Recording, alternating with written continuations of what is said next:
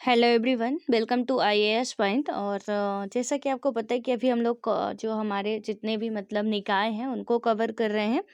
That means जो मैं यहाँ पे बात कर रही हूँ कॉन्स्टिट्यूशनल बॉडीज की बात कर रही हूँ। तो देखिए यहाँ पे हमने कई सारी देखी थी कि कौन कौन सी होती है, ठीक है। तो उसमें से जो यानी कि जिसको समझ में ना आ रहा हो, संवैधानिक निकाय की हम लोग बात कर रहे हैं। तो संवैधानिक निकाय में हमने कई सारे निकाय की बात कर चुके हैं। जैसे कि यदि हम बात करें तो आपका निर्वाचन आयोग हो गया, ठीक है, यानी कि इलेक्शन कमीशन हो गया। देन उसके बाद आपका आता है जो यूपीएससी है आपका। देन उसके बाद आपका आता है जो स्टेट का हमारा पब्लिक सर्विस कमीशन है। हाँ, और उसके बाद भी हमने क्या देखा था, यहाँ पे हमने देखा था जो हमारा आता है वित्त आयोग, राइट। तो ये कुछ हैं जो कि हमारे संवैधानिक निकाय है। तो एक क्वेश्चन तो आपका यही तैयार हो जाता है कि कभी भी क्वेश्चन में पूछा जाता है कि निम्नलिखित में से कौन सा जो निकाय है वो संवैधानिक निकाय है, ठीक है। तो आपको 3-4 ऑप्शन दिए होंगे, वहां से क्या होंगे कि एक संवैधानिक निकाय दिया होगा, बाकी के गैर संवैधानिक निकाय दिए होंगे या सहकारी निकाय दिए होंगे। तो वहां से आपको टिक करना होगा कि ये कौन सा संवैधानिक है, कौन सा सांविधिक है, कौन सा गैर संवैधानिक है। तो आप पढ़े रहेंगे तो आपको बखूबी पता रहेगा, ठीक है। सो जिनको भी अभी कंफ्यूज हो रहा हो, मैंने इसके स्टार्ट करने के पहले ही पार्ट में ये सारी चीजें बताई थी कि कितने संवैधानिक निकाय हैं। तो वो पहला वीडियो देखेंगे तो आपको समझ में आ जाएगा। खैर अब वो बार बार रिकॉल नहीं किया जाएगा। अब आगे जो न्यू है, पहले आज ये पूरा नया चैप्टर ही स्टार्ट हो रहा, तो इसको पढ़े उसके बाद ही आगे का देखें, ठीक है। तो इसमें क्या है, आज हम पढ़ने क्या वाले हैं। जैसे कि वित्त आयोग तक हो चुका था, और वित्त आयोग में थोड़ा सा मुझे कंफ्यूजन था कि जो हमारे अभी 15वां वित्त आयोग चल रहा है, ठीक है। 15वें वित्त आयोग के हेड कौन है, तो 15वें वित्त आयोग के हेड जो मैंने बताया था वो राइट है, एनके सिंह ही है। तो अभी 2025 तक वो जो रिपोर्ट अपने पेश किए हैं उनकी मान्य हो गई, ठीक है। तो अभी वो एनके सिंह ही है, उनका नियुक्ति वर्ष जो है 2017 था। अब देखिए ये आगे तक मतलब कब तक जाते हैं, कभी कभी होता है कि डेट भी बढ़ा दी जाती है, बट अभी वर्तमान में यही है, एनके सिंह ही है, ठीक है। अब आता है यहाँ पे कि वस्तु एवं सेवा कर परिषद या कि goods and service tax council, right. तो वस्तु एवं सेवा कर जो टैक्स आपका लगाया गया है ये, क्योंकि टैक्स पहले कई तरीके के होते हैं। आई होप कि आपने यदि इकोनॉमिक्स में जो टैक्स सेशन का सिस्टम का मतलब कि पूरा चैप्टर आपने पढ़ा होगा तो समझ में आया होगा। नहीं पढ़े हैं तो थोड़ा सा मैं यहाँ पे आपको हिंट कर देती हूँ कि जो हमारे टैक्स होते थे पहले कई तरीके के होते थे। जैसे वेट हो गया, मतलब स्टेट अपना अलग लगाता था, सेंटर अपना अलग लगाता था, और उन टैक्स में से बहुत ज़्यादा किसी स्टेट में बहुत ज़्यादा है। एक ही वस्तु जो हमें यहाँ पे 10 रुपए में मिल रही है, वहीं अगले स्टेट में वही 20 रुपए की मिल रही है। मतलब जिसका मन जो मन जितना लगा दे, तो वो सब चीज़ें किया करते थे। अब इससे क्या हुआ, और वो तो ठीक है कि लगा दे, अभी भी स्टेट लगाता है, लेकिन यहाँ पे समस्या क्या थी ना, कि हमें कहीं ना कहीं दोहरा टैक्स पे कर देना पड़ता था। कि जैसे जहाँ पे रॉ मटेरियल है वहाँ पे भी आपको दो, फिर जहाँ से वो पूरा मैन्युफैक्चर होके चीज़ें आती हैं, क्योंकि जितनी भी चीज़ें हैं हम पे सारी की सारी चीज़ें रॉ मटेरियल से ही बनती है। चाहे बिस्किट हो, चाहे आपका कोई मशीन हो, मोटर गाड़ी हो, जो भी है सब कुछ रॉ मटेरियल से आपका बनता है, ठीक है। तो अब जब वो चीज़ें आ रही हैं, रॉ मटेरियल मतलब कि जो कच्चा माल होता है, जैसे कि आपने इकोनॉमिक्स में देखा होगा, primary secondary and tertiary sector जो होते हैं, प्राइमरी सेक्टर का काम ही यही है कि उसमें रॉ मटेरियल पूरा जो है उसका चीज़ें बनाई जाएंगी, ठीक है, उसको निकाला जाएगा। जो रॉ मटेरियल होता है उसका यूज करके सेकेंडरी सेक्टर में जाएगा। सेकेंडरी में क्या होता है आपका, कि वहाँ पे चीज़ें मैन्युफैक्चर की जाती हैं, ठीक है।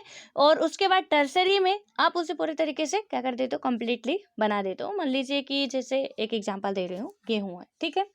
तो गेहूं एक कच्चा पदार्थ है, हमने उसे उत्पादित किया, कृषि है, हमने उसे निकाला, गेहूं को खेत में बोया हमने उसके बीज, और गेहूं होगा, उसके बाद हमने गेहूं को काटा, उसकी जो भी मिजाई वगैरह करके हमने उसे निकाला। वो एक कच्चा पदार्थ है। हम ले गए चक्की में आटा पिसाने, ठीक है। उससे क्या बना कि हमारा आटा बना, और आटे के बाद अब वो जाएगा बेकरी में, बेकरी से आपका मतलब बिस्किट बनेगी, ब्रेड बनेगी, कई सारी चीज़ें वहाँ से बनाई जाएगी। तो वो फाइनली आपका गुड्स तैयार होगा कब, जब बेकरी से बाहर निकल के आएगा, पूरा पैकेजिंग होगी उसकी, और उसके बाद वो हमारा तैयार होगा। हमने तो यहाँ पे उत्पादित किया था गेहूं, लेकिन वहां से वो हमें बिस्किट के रूप में मिल रही है। तो इससे क्या हो रहा है कि चीजें मतलब हर जगह पे जैसे रॉ मटेरियल खरीदा गया वहाँ पे भी आप पे करो, उसके बाद जब मैन्युफैक्चर के लिए जा रहे हो वहाँ पे भी आपका मतलब कि जो टैक्स है पे करो। यहाँ पे सबसे ज़्यादा महंगा पड़ जाता था जो कि खरीदने वाले होते थे ग्राहकों के लिए। तो इसलिए गवर्नमेंट ने ये सोचा कि सारी चीज़ों का मतलब डुअल टैक्स ना लगाना पड़े, दो दो बार तीन तीन बार टैक्स पे करने का क्या फ़ायदा है। तो हम क्या करते हैं कि ऐसा कर देते हैं कि फाइनल टैक्स सीधे, कि जो भी हमारी सर्विस आ रही है, आप सर्विस दे रहे हो, जो भी आप वस्तुएं तैयार कर रहे हो, उसका सीधे से फाइनल टैक्स लगा दो, बस काम खत्म। कितना वहां पे लग रहा है, कितना वहां पे लग रहा है, सबका जोड़ जाड़ के इकट्ठा लगा दो। और टैक्स आपको पता ही है 2 टाइप्स के होते हैं, एक डायरेक्ट होता है, इनडायरेक्ट होता है। जैसे आप बिस्कुट का पैकेट लेने जा रहे हो, वहाँ पे भी आप टैक्स पे कर रहे हो। यदि आप ये कहो कि हम टैक्स नहीं दे रहे हैं, तो जी गलत है, ये आप टैक्स पे कर रहे हो वहाँ पे भी, क्योंकि हम कोई भी पाउच की चीज़ें ले रहे हैं, कुछ भी कर रहे हैं, तो वहाँ पे टैक्स कटेगा। और देखिए आजकल तो ये आप लोग यदि मतलब कि जो फ़ोन पे है और आपका जो पेटीएम है, इन सब में जब भी आप फ़ोन पे रिचार्ज करते हो और या कि कोई भी मतलब पेमेंट वगैरह करते करते हो, तो जीएसटी कट जाता है। वो लिखा रहता है नीचे कि जीएसटी इतने % कट चुका है आपका, तो वहाँ पे जीएसटी कटता है। हर एक चीज़ का जीएसटी अलग अलग है, 0 है, 5 है, 18 है, 25 है। इसका पूरा क्राइटेरिया बनाया गया है, किस पे, सॉरी 28 है, कि कितना किस में लगने वाला है। ठीक है, जो ज़्यादा लग्जरी चीज़ें उनमें ज़्यादा महंगा टैक्स लगता है, मतलब जीएसटी का ज़्यादा % लगता है। और फिर क्या किया गया कि जो थोड़ा सस्ती होती हैं, जो खाने पीने की होती है, उनमें बिल्कुल भी नहीं लगता टैक्स। जितने भी आपकी खाने पीने की चीज़ होगी, खाने पीने का मतलब जो आपके लिए हेल्थ के लिए इम्पोर्टेंट है उनके लिए, ठीक है। अब ये कहो आप कि मतलब पीने में तो शराब भी आती है, वाइन भी आती है, आपका चरस गांजा भी आता है, तो आप कहो कि उसमें टैक्स नहीं लगेगा, तो जी हाँ, उसमें टैक्स अभी स्टेट गवर्नमेंट के अंडर में आधा आधा धुंध लगता है, जितना वो लगाना चाहे उतने लगा सकते हैं, ठीक है। इसमें जीएसटी वगैरह अभी भी नहीं है, पेट्रोलियम में नहीं है, गैस में नहीं है, ये जो आपका स्मोकिंग वाले जितने भी हैं उनमें नहीं है। उनमें स्टेट गवर्नमेंट टैक्स लगाती है, और स्टेट गवर्नमेंट जब लगाती है वो अपने हिसाब से लगाती है, कितना लगाना, कैसे लगाना है। तो इसको थोड़ा सा आपको ध्यान रखना है। और जीएसटी इसीलिए लाया गया था कि आपको एक चीज़ का 2 बार टैक्स ना देना पड़े, 3 बार टैक्स ना देना पड़े, और फाइनल गुड्स पे ही टैक्स लगाया जाए, पे करना पड़े। वहाँ से कहीं न कहीं चीज़ें थोड़ी हमारे लिए आसान हो जाएगी। ठीक है, ख़ैर वो जीएसटी वाला पूरा आप जब इकोनॉमिक्स में चैप्टर पढ़ेंगे तब समझेंगे। अब हम आते हैं यहाँ पे कि जो काउंसिल है, ये सब करने के लिए ना, ये जो इतना सब कुछ बनाया गया, पूरा ये बवाल पाला गया, इसके लिए काउंसिल का निर्माण किया गया है। तो ये काउंसिल क्या करती है, कौन इसका गठन किया, कैसे क्या हुआ? तो सबसे पहले तो मैंने इसकी जो इतनी लंबी चौड़ी कहानी बताई, ये क्यों बताई, मतलब कि ऑब्वियसली जब इतनी लंबी चौड़ी कहानी बता रही हूँ तो ये बहुत पुराना नहीं है, अभी ही आया होगा। तो जी हाँ, ये अभी ही आया है।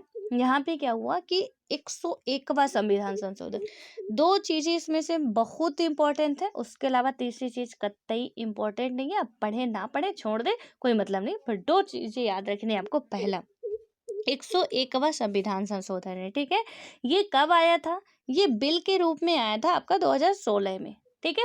पूरा अच्छे तरीके से पारित वारित हो गया 2017 में। 2017 से जीएसटी लागू हो चुका है।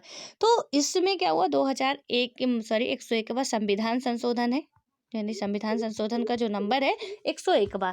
उसके बाद आता है यहाँ पे कि आर्टिकल नंबर कौन सा है। आर्टिकल नंबर यहाँ पे आएगा जो कि आर्टिकल नंबर में संशोधन किया गया था, 279 के आर्टिकल में संशोधन करके यहाँ पे 279 का ए जोड़ा गया। और ये जीएसटी के लिए आपका बात करता है, किसके, जीएसटी काउंसिल के लिए। ये 2 चीज़ें आपको इसमें से याद रखनी है। बाकी मैंने कहा ना, सब कुछ आप भूल जाओ, कोई मतलब नहीं है, बस 2 चीज़ें याद रखनी है। और यहाँ से कुछ चीज़ें तो खैर बतानी ही पड़ेगी, आज स्टार्ट किया है तो। बाकी आप भूल जाएँ, वो वाला आपका मैटर है, ठीक है। तो 2 चीज़ें तो मैंने बता दी कि कौन-कौन से इसका आर्टिकल नंबर होगा और अमेंडमेंट नंबर कौन-सा होगा। इसके बाद इसका गठन कौन करेगा, थोड़ा-सा ये भी दिमाग में चुलबुली याद आ सकती है, किस्मत खराब हुई तो एग्जामिनर पूछ भी सकता है कि जीएसटी काउंसिल का गठन करने का, स्थापना करने का किसके पास पावर होती है, शक्ति होती है। ये किसके द्वारा होता है, प्रेसिडेंट के आदेश के द्वारा या ऑर्डर्स के द्वारा होता है इसका गठन, राइट। अब यहाँ पे एक बात और आती है, आपका देखेंगे कि राष्ट्रपति क्या करता है इसमें, जो हमारा है कि मतलब इसको पूरी पावर मिली हुई है कि आप इसे गठित कर सकते हो, और उसी के पावर को इस्तेमाल करते हुए इन्होंने गठित किया। देन अब हम बात करें इसके हेडक्वार्टर्स की। इसका हेडक्वार्टर्स कहाँ पे है, वही नई दिल्ली में है। जीएसटी काउंसिल का जो हेडक्वार्टर है वो आपको न्यू दिल्ली में मिलेगा, ठीक है। देन उसके बाद आता है कि केंद्रीय राजस्व सचिव काउंसिल के पदेन सचिव होते हैं। जो केंद्र के हमारे सेंटर के राजस्व सचिव होंगे वो जो जीएसटी काउंसिल बनी है उसके पदेन क्या होते हैं, सचिव होते हैं। उनकी अलग से नियुक्ति नहीं की जाती है। जैसे राज्यपाल है ना, तो वो पदेन वहाँ का कुलाधिपति होता है कॉलेजों का, यानी कि यूनिवर्सिटीज का, महाविद्यालयों का। वैसे ही यहाँ पे जो पदेन सचिव का मतलब यही होता है, मतलब पदेन जब भी आएगा कि वो अपने पद पे रहते हुए, यानी कि केंद्रीय राज्य सचिव है तो डायरेक्टली वो करना चाहे तो भी, ना करना चाहे तो भी वो क्या होगा कि उस काउंसिल का सचिव माना जाएगा। ये बातें आपको याद रखनी है। अब आते हैं आगे कि इसके कुछ विजन्स हैं, कुछ इसके मिशंस है कि ये क्यों लाया गया था, कैसे लाया, मतलब कि ज़रूरत क्या पड़ी इसकी।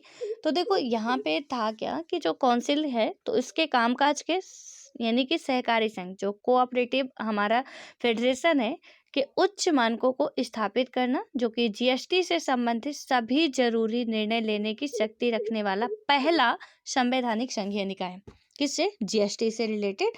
अब जब ये बन चुका था ना, तो इसमें ये था कि भाई किस तरीके से क्या होगा, कैसे चलाया जाएगा, मतलब जीएसटी लागू ही करना था। तो ये सोचा गया कि अब इसके रेगुलेशन के लिए कुछ लाया जाए। तो इसी दृष्टि से यहाँ पे इसी विजन से मतलब इस काउंसिल का आधारशिला रखी गई थी। किसके द्वारा? प्रेसिडेंट साहब के द्वारा, ठीक है। इसका मिशन मेन क्या था कि व्यापक विचार विमर्श की प्रक्रिया विकसित करके ऐसी जीएसटी संरचना खड़ी करना जो कि सूचना प्रौद्योगिकी प्रचालित हो तथा उपयोगकर्ता हितैषी हो। यानी कि ये किससे हो? आपका इंफॉर्मेशन टेक्नोलॉजी के थ्रू हो, और यहाँ पे जो भी उसको उपयोग करे उसके लिए वो फ्रेंडली हो, काफ़ी अच्छी हो और काफ़ी मददगार हो।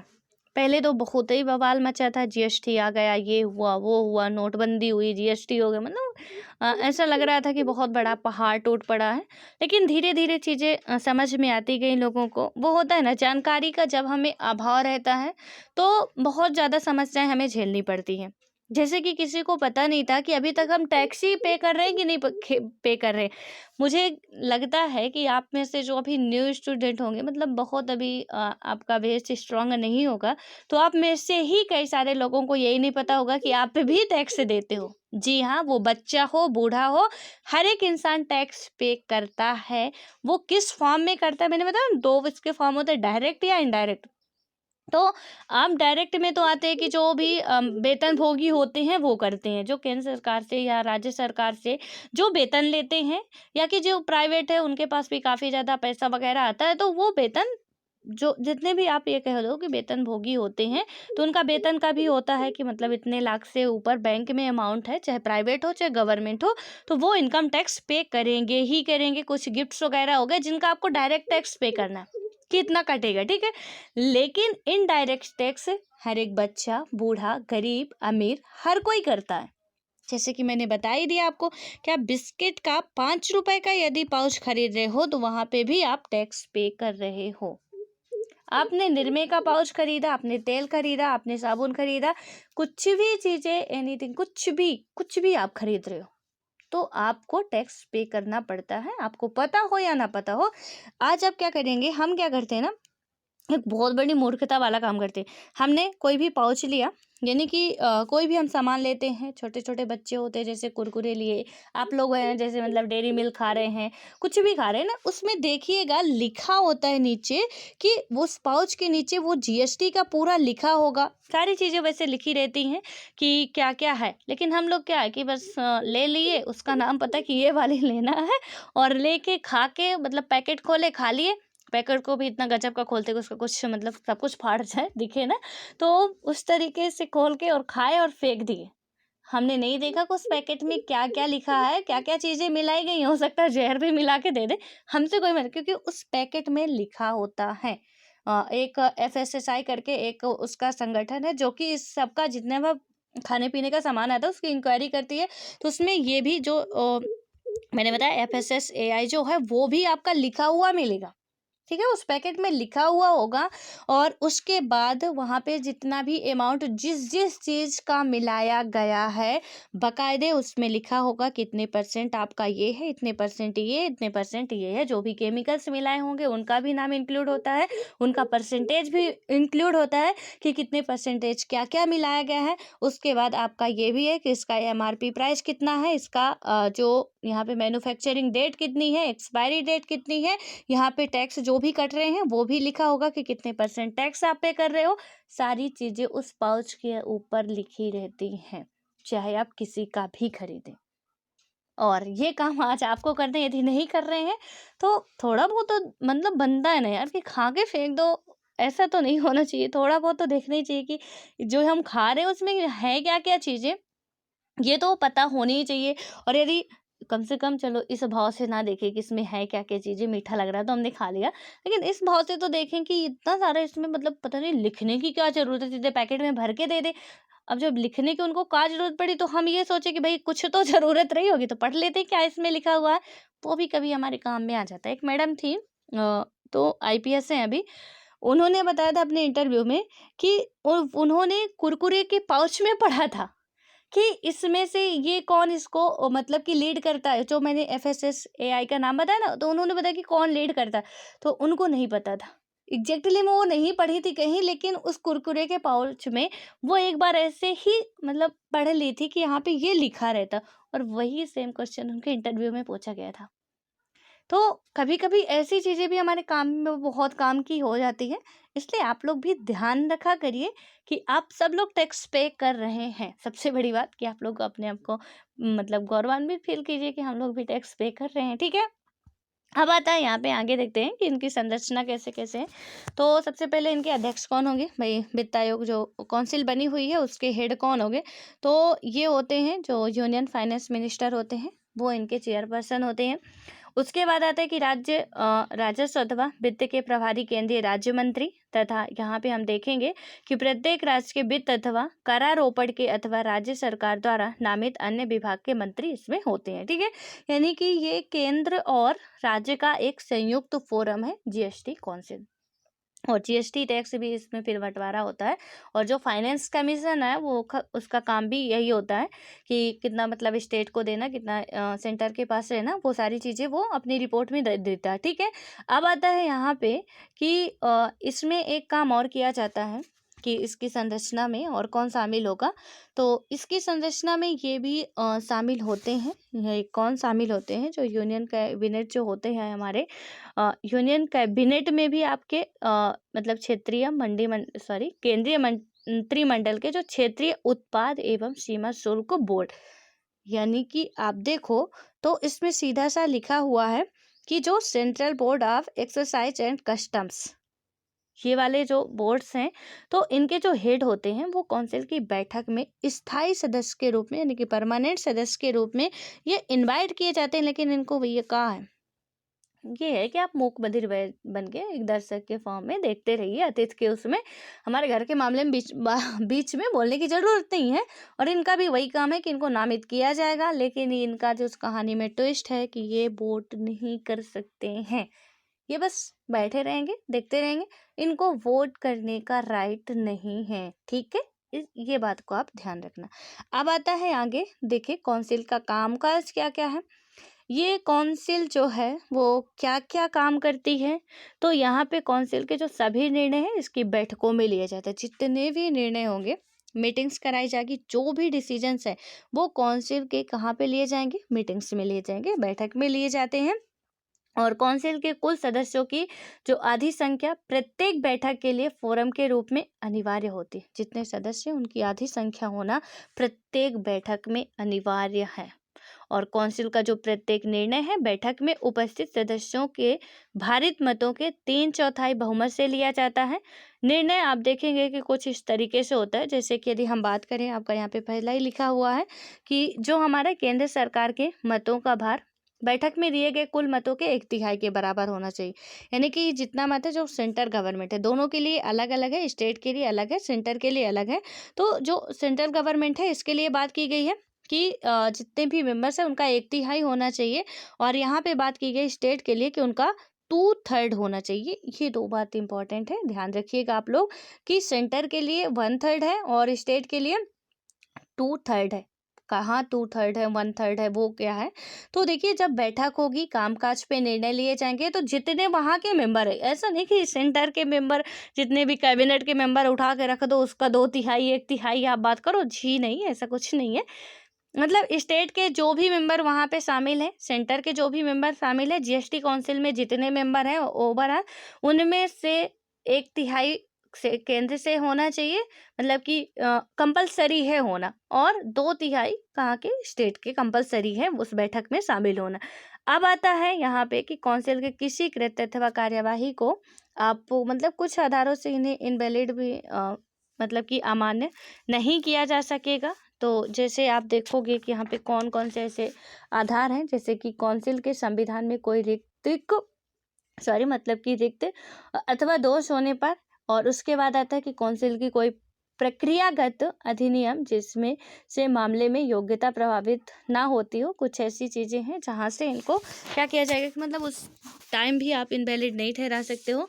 अब आता है यहाँ पे कि काउंसिल के कार्य, देखो इनके वर्क क्या क्या हैं, जो काउंसिल है हमारा उसके फंक्शंस क्या क्या हैं। दिस इज वेरी इंपॉर्टेंट कि काउंसिल के कार्य क्या क्या हैं, जरा ध्यान से सुनिएगा, ठीक है। तो इसमें से आपका आएगा कि यहाँ पे जो केंद्र सरकार है, कौन सी है, सेंट्रल गवर्नमेंट है, ठीक है। ये क्या करती है, केंद्र राज्यों तथा स्थानीय निकायों द्वारा आरोपित करों, उपकरों तथा अधिकारों के विषय में जिन्हें जीएसटी में विमलित होता है, चाहे वो केंद्र का हो, राज्य के स्थानीय निकायों आरोपित जो भी कर हैं, उपकर हैं, इन सब के विषय में ये जीएसटी में सारे के सारे अब मिला दिए गए हैं। अब आता है दूसरा, यहाँ पे बात की गई है कि जो उन वस्तुओं और सेवाओं के विषय में जिन पर वस्तु एवं सेवा कर यानी कि जीएसटी लगाना है या मुक्त किया जाना है, इसमें भी काउंसिल का कार्य होगा कि कोई भी वस्तु है उसमें जीएसटी लगाना है या नहीं लगाना है, इसमें भी ये काउंसिल ही काम करेगा। तीसरा आपका आता है कि जो हमारा मॉडल जीएसटी होता है, मॉडल जीएसटी ला यानी कि आदर्श जीएसटी कानून, उगाही के सिद्धांत, अंतर प्रांतीय व्यापार अथवा वाणिज्य के दौरान लगाए गए जीएसटी तथा आपूर्ति स्थान को शासित करने वाला जो सिद्धांत है वो आपके इसमें बताया गया है, ठीक है। ये तीसरा जीएसटी काउंसिल का कार्य हो गया। नेक्स्ट इसमें कार्य क्या आता है, जैसे कि आपका हो गया कि कारोबार की सीमा, और जिनके नीचे क्या होता है कि वस्तुओं और सेवाओं को जीएसटी से मुक्त किया जा सकता है। कुछ ऐसी चीज़ें होती है जहाँ पे कि इनसे मुक्त किया जाना ये भी काउंसिल का ही काम है, किस पे लगाया जाना, किसको छोड़ा जाना है, वे सारा काउंसिल देखता है। उसके बाद है कि जो हमारा जीएसटी बैंड सहित दरें यानी कि न्यूनतम और नियत दरों या फ्लोर रेट्स, इस पे भी ये काम करेगा। और किसी प्राकृतिक आपदा या विपदा के दौरान एक नियत अवधि के लिए अतिरिक्त संसाधन जुटाने हेतु कोई विशेष दर अथवा जो दरें हैं, इन सब का कामकाज जो है वो कौन देखता है, आपका जीएसटी काउंसिल ही देखना है। और उसके बाद आता है आपका कि मतलब किस किस विषय पे ये विशेष प्रावधान बना सकता है, जैसे आपका हो गया अरुणाचल प्रदेश है। उसके बाद आपका आता है यहाँ पे यदि हम देखें, असम हो गया, जम्मू कश्मीर हो गया, मणिपुर हो गया, मेघालय हो गया, मिजोरम है, नागालैंड है, सिक्किम है, त्रिपुरा है, हिमाचल प्रदेश है एंड उत्तराखंड। और इनमें क्या करता है कि इनके लिए विशेष प्रावधान के विषय में भी यही काम करता है। देखो स्पेशल प्रोविजन कहाँ पे दिया जाएगा, विशेष जो सुविधाएं हैं वो कहाँ के लिए दी जाती है। आप ये जितने स्टेट देख रहे हो वो मतलब काफ़ी समस्याओं से जूझ रहे हैं। जैसे आपको ये कुछ ज़्यादा से ज़्यादा स्टेट दिए गए हैं, कहाँ के दिए गए हैं, जो हमारे उत्तर पूर्व के हैं, ठीक है, जो पूर्वोत्तर भारत के राज्य हैं उनको दिए गए। जैसे अरुणाचल प्रदेश भी आपका कहाँ है, पूर्वोत्तर भारत का ही है, जो 7 सिस्टर में आते हैं। उसके बाद है असम भी वहीं का है, जम्मू कश्मीर आपके उत्तर साइड का है, ठीक है, वो भी कहीं ना कहीं बहुत ज़्यादा आतंकवादियों से ही घिरा रहता है। उसके बाद यहाँ पे है कि मणिपुर हो गया, मेघालय, मिजोरम, नागालैंड है, सिक्किम है, त्रिपुरा है, हिमाचल प्रदेश, उत्तराखंड, ये सारी चीज़ों पे यहाँ पे जो भी कुछ विशेष प्रावधान करना जीएसटी काउंसिल के अंडर में ही है। कहाँ पे? इकोनॉमिकली प्रावधान करना और कुछ नहीं, ठीक है। उसके बाद जीएसटी से संबंधित कोई अन्य मामला हो जो कि जीएसटी काउंसिल ही तय करेगा। मतलब ओवरऑल जितने भी मामले हैं, लगाना है नहीं लगाना, किसमें कितनी छूट देनी है, क्या करना, कैसे करना, सारे काम जीएसटी काउंसिल करने वाली। किससे संबंधित? तो आपके टैक्स से संबंधित, जो कि अभी जीएसटी से संबंधित, ठीक। कुछ अन्य कार्य भी है जो कि काउंसिल करती है, जैसे कि मैंने भी बताया ना कि पेट्रोलियम वगैरह में tax central government state government लगा रही है। तो यहाँ पे यदि जीएसटी चाहे तो किस पे लगाना है, कौन से कच्चे पदार्थ में लगाना, हाई स्पीड डीजल्स में, मोटर स्पिरिट में, पेट्रोल में, नेचुरल गैस में, इन सब में टैक्स लगाना है नहीं लगाना है, वो जीएसटी काउंसिल तय करेगा, जो कि अभी छोड़ा हुआ है, नहीं लगा रहा है, ठीक है। उसके बाद है कि काउंसिल की किसी अनुशंसा अथवा उसे लागू करने के विषय में कोई विवाद होता है तो मामले में अधिनिर्णय के लिए काउंसिल एक तंत्र के निर्माण कार्य करेगा। जैसे कि जब भी डिस्प्यूट होगा तब भी ये काम करता है, किस तरीके से काम करता है। एग्जाम्पल के लिए अब यहाँ पे देखो कि जो हमें केंद्र तथा राज्य अथवा राज्यों के बीच जब भी कभी दिक्कत हो उस पे काम करेगा। उसके बाद आता है कि केंद्र तथा कोई राज्य या अनेक राज्य एवं मतलब कि एक और तथा कोई राज्य या अनेक राज्य दूसरी ओर, और उसके बाद है कि दो अथवा अधिक राज्यों के बीच में जो भी ये सारी चीज़ें होती हैं ये देखता है। मतलब कुछ इसके अलावा अन्य काम होते हैं कि जब भी विवाद वगैरह होगी तो देखा जाएगा, या तो राज्य राज्य में विवाद हो गया, राज्य सेंटर में विवाद हो गया, तो इसमें से समाधान किया जाएगा। अब आता है कि काउंसिल 5 साल की अवधि के लिए जीएसटी लागू होने के कारण राज्यों को हुई क्षति की पूर्ति के लिए अनुशंसा करेगा। ये जो मेन काम है इसका, कि यानी कि जो जीएसटी काउंसिल है वो क्या करेगी कि स्टेट को यदि 5 साल के अंदर कोई क्षतिपूर्ति वगैरह होती है तो उसको मतलब पूरा करने की कोशिश करेगा। और इसकी अनुशंसा के आधार पर संसद क्षतिपूर्ति का निर्धारण करती है। कौन? संसद करती है, यानी कि आपकी पार्लियामेंट करेगी। और यहाँ पे इसी के अनुसार संसद ने क्या किया था, 2019 में एक कानून बनाया था, वस्तु एवं सेवा कर अधिनियम 2017, ठीक है। तो 2019 में ये बनाया गया था। कौन सा था कानून? तो वस्तु एवं सेवा कर अधिनियम 2017। तो इसको भी आपको ये यहाँ पे लिखा भी गया है, तो इसको याद रखना है आपको, ठीक है। आई होप कि आपको ये चीज़ें समझ में आ गई होगी। बट इसमें से ना इम्पोर्टेंट उतना ही है कि इसका गठन कौन करता है। आपने देख लिया राष्ट्रपति महोदय ही करते हैं। और उसके बाद यहाँ पे किस संविधान संशोधन के अंतर्गत हुआ था? 101वां संविधान संशोधन था।